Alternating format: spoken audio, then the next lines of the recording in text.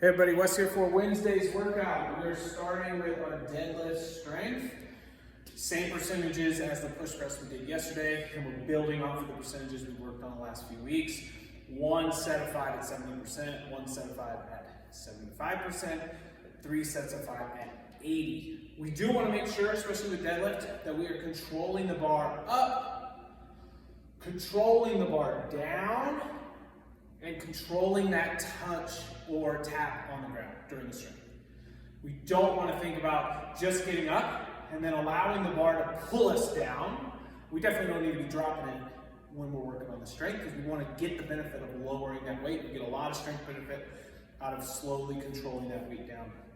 So if you normally do your deadlifts fast, especially in the strength, see if slowing it down a little bit today makes you feel a little bit more. You'll notice where you are in certain positions, but you'll also perhaps notice some more soreness if you've been normally doing them fast. With the deadlift too, another tip today is when we go into our hook grip, so we have our thumbs wrapped and then our fingers wrapped around the bar. Another thing to think about is rotating those knuckles underneath the bar, so that way when the bar is pulling, it's actually pulling on, instead of your thumb, it's pulling more on those actual hand and those fingers instead of just the thumb if you're here. Okay, so if you haven't tried that before, go ahead and try it. The same thing goes for when we get up on the top of the pull-up bar. We don't have to be in a hook grip, but if you think about getting your knuckles on top, it's actually sitting, now the pressure is sitting on that line of knuckles instead of being on your fingers. Okay, so getting into my deadlift, I get my hook grip set and then I rotate my knuckles down. This also allows me to stay tight and keep that bar close as I pull the knees back and stay. Slight movement to go back down. Knuckles still are down, so that way that bar's not just pulling on my fingers. And I go down, back to the ground, control it, and then come back up. So that'll be the goal for your strength today.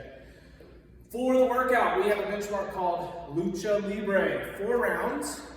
We're going to have a mix of deadlift and a pull-up and some kind of box jump. And they're going to alter between the 2 different rounds that we're doing. So we're going to do 4 rounds of the movements one way, rest, and then do 4 rounds of the movement another way. So let's break that down. The first one, you have 5 deadlifts. They're meant to be unbroken at a lighter weight than what we're going to see later. These should be, the weights are listed pretty heavy, but it should be a weight that you feel like you can do unbroken all 4 rounds. And leave yourself to jump into the next round when you have to do those 5 deadlifts still unbroken at a heavier weight. In the first one though, you have 5 deadlifts at your first weight. You have 7 strict pull-ups. These ones you might have to break up into 2 sets, but we want to work on what our strict position is. So if we are coming to the bar, we've been working a lot on our hollow holds lately, and we want to make sure, I just talked about those knuckles being on top of the bar. We want to think about pointing those toes down and away from us, not having those toes up. And if we are working on strict pull-ups and we have them for this workout, we don't want to kick those legs. So by pointing those toes down, I actually prevent myself from doing a little bit of a kick, which is the start of our kick, when we're supposed to be doing our strict pull-ups. So if we don't have that body weight, we can stick our feet into a band, still pointing the toes away. We can also go to our vertical ring row. And remember, the benefit of that vertical ring row, or even with a bar, is we can now determine how much of our legs we're going to use. Okay, so we can go to that, or we could go just to our regular ring row. The goal is to have 2 levels of your pull-up for today. So this is going to be level 1, and then we're going to advance it in level 2. Same thing with the box jumps. We're starting with a regular box jump, where we just jump up, stand all the way, and step back down, but it's at a higher height than normal. It's at the 30 and 24. Then in the second one, we're going to do box jump overs at a lower. Okay, so the movement gets more difficult, but we'll bring the height down. So I'm probably confusing you all because I keep jumping back and forth. So let's recap the first part. 4 rounds, 5 deadlifts at your first weight, 7 strict pull-ups, 10 box jumps, meant to be higher than what you normally go. Once the 4 rounds are done, you're going to rest 2 minutes.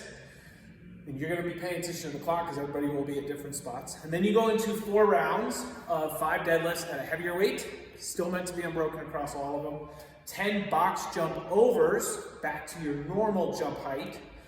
And then We missed the pull-ups, but it was 7 regular pull-ups. Okay, so before the box jump over. So with our pull-ups, maybe we're going from a vertical ring row now to a jumping pull-up. Maybe we're going from vertical ring row or a regular ring row to a vertical ring row. Maybe we're going now to our kipping pull-ups. Remember when we were in those kipping pull-ups, trying to work on actually having that good kip. This should still be 2 sets, maybe 3 sets if we need to, but we shouldn't be spending all day on the bar. If you've done some banded kips, we can add those in. Same thing with the strength, or with the strength earlier, we can add that band too. So our kipping, think about pushing away once we get to the top.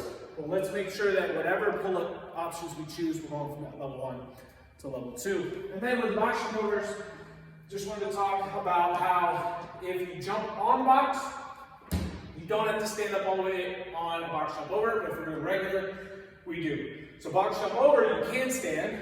I like to turn and step, turn and step, but since this is a slightly lower number than sometimes we see, you could try lateral, where you're jumping and then jumping right off, and then up into your next one. So that could be an option for today. The goal for this is to finish within that 15 to 17 minutes. The cap is 17 minutes on this one. We do have a finisher after. It's a hinge finisher where we're doing some walking good mornings. So we'll see how we're feeling after the workout and we can assess the finish then. But have fun. See you guys all on Wednesday for Lucha Libre.